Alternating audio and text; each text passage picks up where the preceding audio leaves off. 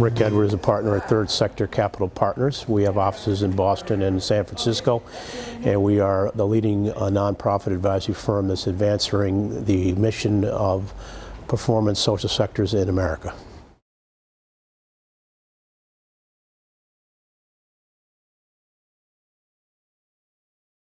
Pay for Success is now as what we call a phenomena where we are changing the way governments procure their social services around this country. Historically, there have always been what we call cost reimbursement contracts between the government and a social service provider. They tend to pay based on hours or input or how many people are treated going into a project or program. What we're doing now is converting the mentality of arranging those procurement contracts to what we call outcomes, where the government contracts with that same social service provider but only pays them based upon measurable outcomes that they achieve and then are validated.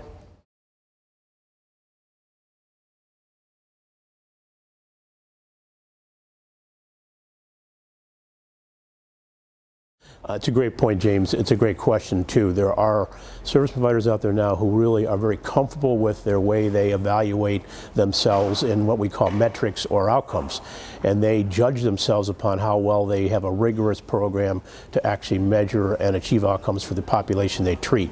There are some providers who have not gone to that degree of measurement or self-evaluation yet. I think it's a healthy issue in the sense that we believe that we can work with providers to scale them up, number one, create much more impact with the programs they already have, and also at the same point get them comfortable with their own self-measurement.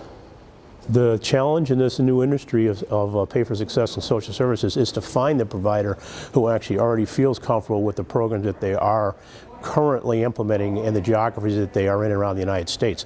In Massachusetts, we have a company, a nonprofit called ROCA, 25-year-old company, has a rigorous and relentless program of cognitive and mental behavior around reducing recidivism in kids of 17 to 23 years of age. They were chosen by the Commonwealth as a provider who, one, could scale, two, already had evaluation processes in place, and three, in fact, were comfortable talking to the financial community, some of the people I've been meeting with during this conference, to try to invest in them to scale up their operations.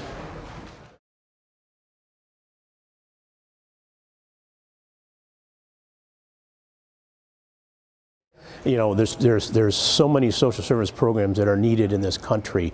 There's urgent social services that are not just being met. Not that the government doesn't want to try to meet them, they just simply don't have the dollars to allocate to those programs in their budgets. So they've relied historically on philanthropies.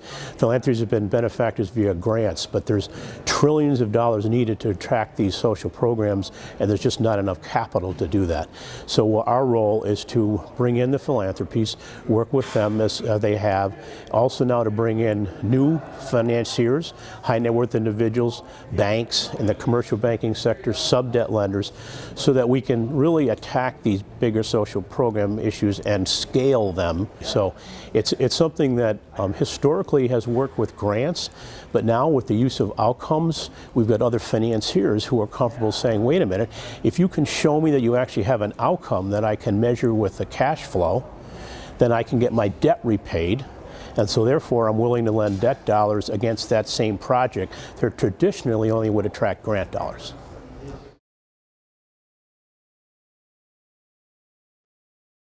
It's a good question again, James. I think there's a lot of nonprofit service providers, but there are some for-profit service providers that are out there, particularly, for example, in the healthcare arena, who provide some really good mental and healthcare services, so let's say reentry, adult men coming out of jail as an example, or in the healthcare area.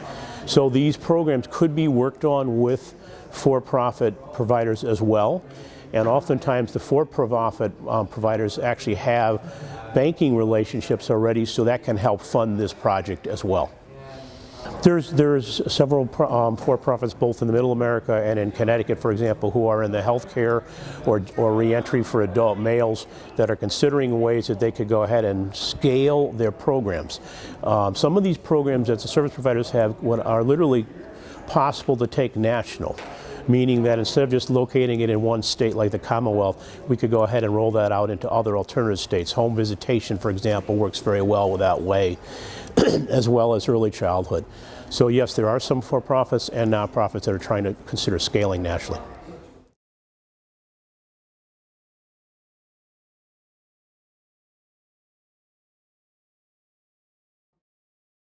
I think the biggest thing that happens is these projects, if you do attract private capital, never pay out the private capital until the outcomes have actually been validated by a third-party validator or a transparent evaluator. What's really powerful about that is if those outcomes are really validated and that validator tells the government, guess what, we've met the outcomes, pay back the loans, huge savings have been realized by the government. So they don't mind sharing some of that savings in terms of paying back the lenders, for example, or sub-debt lenders, or even recycling some of the grants, because they're having a net savings overall from the standpoint of the project itself. So I think that one thing is that there's net savings that occur to the government.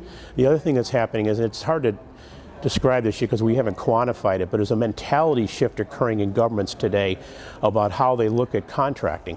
They actually want to look at ways they can save money on a much more quantifiable basis than they've done in the past. So this gets back to, instead of cost reimbursing, paying only for achieved upon outcomes.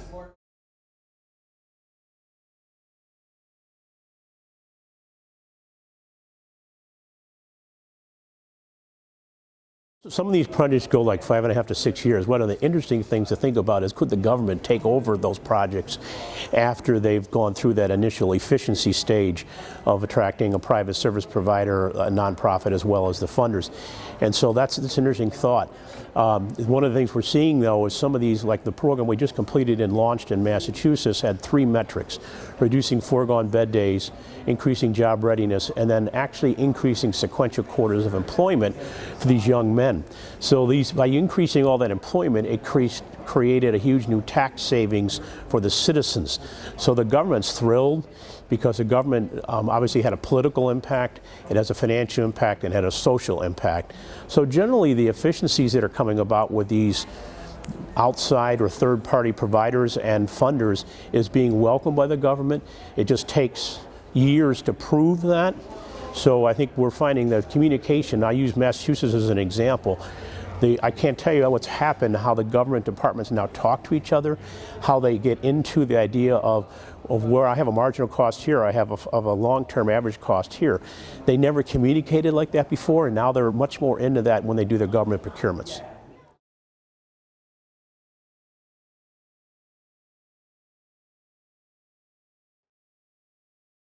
The U.S. is actually behind. Europe has done this, obviously, in the United Kingdom first. Australia has already been doing this for over 2 years. They are beginning what they call development impact bonds in Latin America and in Africa right now. So at different paces it's going and advancing. We've only got 4 deals done so far in this country.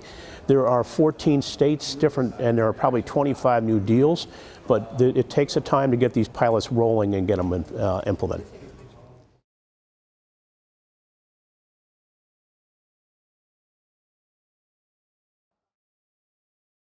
I think we're going to really see a huge change in the way cities, counties, and states procured social services. It will not always result in projects, it will not always result in new financiers, but it will result in a new way that a county commissioner, a governor, or a mayor can say, wait a minute, I can actually look at you, the provider of social services around homelessness, and I'm absolutely certain that you're making a difference for that young person or that young mom, and that you're improving their lives in the community, because now I have ways to actually measure that that's happening, and I can rely on a third-party transparent evaluator to tell me that. I think that's a huge, powerful trend.